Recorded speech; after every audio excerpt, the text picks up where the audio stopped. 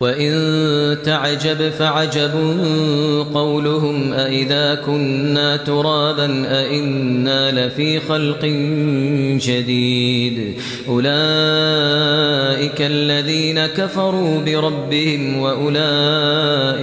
وأولئك الأغلال في أعناقهم وأولئك أصحاب النار هم فيها خالدون ويستعجلونك بالسيئة قبل الحسنة وقد خلت من قبلهم المثلات وإن ربك لذو مغفرة للناس على